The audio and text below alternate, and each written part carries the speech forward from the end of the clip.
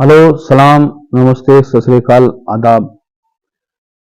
दोस्तों, आपके सामने आने का मतलब और मकसद ये है कि आजकल जैसे माहौल बना हुआ है कि इस्लाम अत्याचारी है या इस्लाम ने बराबरी का दर्जा नहीं दिया है, और इसी तरह से एक मुद्दा उठाया है जिसे कहते हैं विरासत। कि विरासत में लड़के को 2 हिस्से दे दिए, लड़की को 1 हिस्सा दे दिया, तो ये अत्याचार किया। और ये बराबरी इस्लाम ने लड़की को लड़के के नहीं किया, ये लड़का लड़की की बराबरी नहीं हुई। तो देखिए, मैं ये सोल्यूशन जो है, तो लॉजिक जो है इसका, वो मैं आपकी खिदमत में रखूं। वो ये है कि इस्लाम ने लड़का और लड़की को बराबर ही किया है हिस्सा, यानी 1 हिस्सा लड़के का तो 1 हिस्सा लड़की का।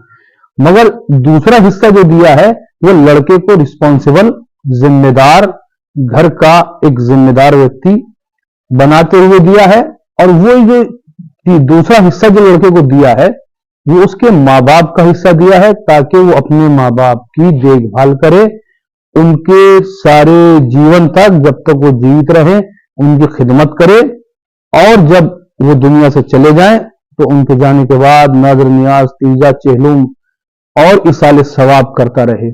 वो जो दूसरा हिस्सा लड़के को मिला है वो इस बिना पर कि लड़के को वारिस बनाया है, जिम्मेदार बनाया है। ठीक है, इस वजह से दूसरा हिस्सा मिला है। 1 हिस्सा जो लड़की को दिया है, और उससे ये कहा गया है कि तेरे ऊपर माँ बाप की जिम्मेदारी नहीं है, तो लड़की वो 1 हिस्सा लेके वो उसके यहां जाती है जो पहले से 2 हिस्सा लेके बैठा है। ठीक है, तो वो लड़की उसके पास गई अपने शौहर के यहां ससुराल में, तो वो अपना 1 हिस्सा लेके गई। तो उस लड़के के पास चूंकि पहले से 2 थे, 3 वहां हो गए।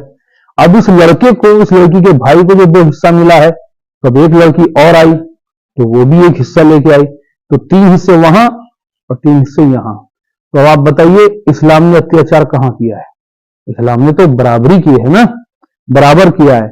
और लड़के को जो 2 हिस्सा दिया है, दूसरा हिस्सा दिया है, वो इसलिए दिया है, अल्लाह ने माँ बाप को अपनी दुनिया की सबसे, कायनात के सबसे अजीम और सबसे उत्तम अमानत के तौर पर उस लड़के को सौंपा है कि ले, इनको अपने साथ रख, इनका ध्यान रख, और इनको खबरदार वृद्धाश्रम में मत भेजना, ओल्ड हाउस में मत भेजना, अपने पास रखना।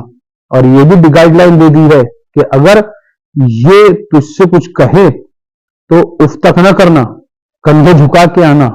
ठीक है, और ये भी गाइडलाइन दी है कि इनसे जब भी बातचीत करना तो बहुत नरम लहजे में बात करना, फला तकुल्लहुमा उफ़िन, कि उनके सामने उफ तक न करना। ठीक है, और दूसरी जो गाइडलाइन दी है, तो ये तो जिंदगी के साथ थी, अब इनके मरने के बाद की जो गाइडलाइन दी है कुरान ने लड़के को, वो दूसरा हिस्सा देके ये कहा कि देख, जब ये मर जाएं तो इनको कब्र में लिटाने के बाद क्या कहना कि रब्बना इग़फ़िरली वलिवालिदैया वलिल मोमिनीना यौम यक़ूमुल हिसाब रब्बिरहम्हुमा कमा रब्बयानी सगीरा, के परवरदिगार, मेरे माँ बाप को रोजे हिसाब, जिस दिन हिसाब किताब होगा ना, उस दिन उनको माफ कर देना मेरे माँ बाप को, और परवरदिगार उन पर ऐसे रहम करना जैसे उन्होंने मुझ पर बचपन में किया था। ठीक है, तो बहरहाल ये लॉजिक है कि लड़के को दूसरा हिस्सा इसलिए दिया है कि वो जिम्मेदार है,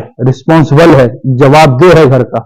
और ये दूसरा हिस्सा इसलिए भी दिया है कि लड़का ये ना सोचे कि मैं अपनी जेब से खर्च कर रहा हूं और उन पर एहसान कर रहा हूं। नहीं, ये जो हिस्सा मिला है ये तेरा नहीं है, ये इन्हीं का हिस्सा है जो तुझे मिला है, लिहाजा इनकी देखभाल कर, कोई एहसान नहीं कर रहा है। ठीक है, एक बात कहना चाह रहा था। अब आप जो कहते हैं कि इस्लाम ने बराबरी नहीं की है और भेदभाव किया है, तो खुद फैसला कर सकते हैं। बहरहाल मेरा इरादा न हुकूमत को कहने का कुछ है और न किसी के ऊपर कोई टिप्पणी, एक विचार, एक लॉजिक मैंने आपके सामने रखी है, फैसला आपका है। बाकी जिसकी लाठी उसकी भैंस, ये तो समाज का एक हिस्सा ही है। और आपको मेरी बात कैसी लगी जरूर बताइएगा। Thank you. सब्सक्राइब के साथ साथ बेल आइकन ज़रूर दबाएं।